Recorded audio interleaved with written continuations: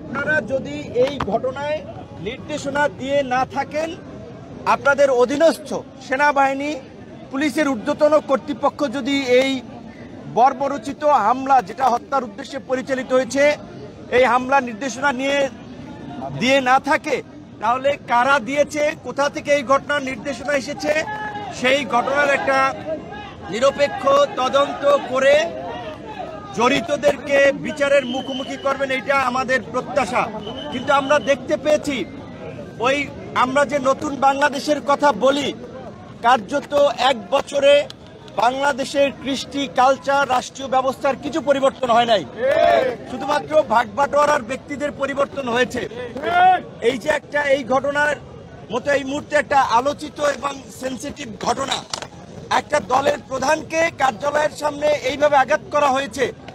আমারটা আপনারা মিডিয়াতে গুরুত্ব দিয়ে ফলো করে প্রচার করেছেন। আমি দেশ থেকে সিঙ্গাপুরেও গিয়েছি, কিন্তু আমাদের ছাত্র যুব অনেক নেতারা গুরুতর আহত হয়েছে।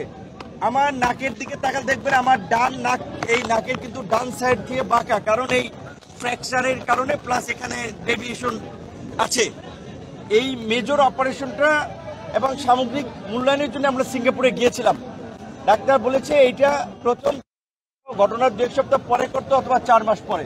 তারা জানুয়ারিতে ডেট দিয়েছে।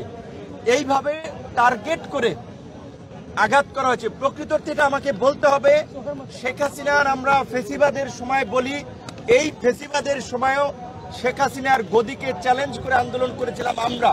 আমাদের উপরে আইন শৃঙ্খলা বাহিনীর এই রকমের বর্বরচিত হামলা হয় নাই। তাহলে এইটা একটা টার্গেট অপারেশন ছিল, আমাদেরকে টার্গেট করে অন্যদেরকে মেসেজ দেওয়ার জন্য এই হামলা পরিচালিত হয়েছে।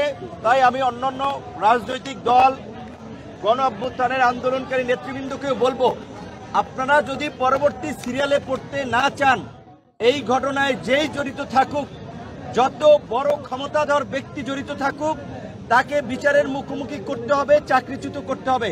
কিন্তু দুঃখজনক, আমরা দেখতে পাচ্ছি ওই গতানুগতিক তদন্ত কমিটি গঠিত হয়েছে, মিটিং চলছে, প্রতিবেদন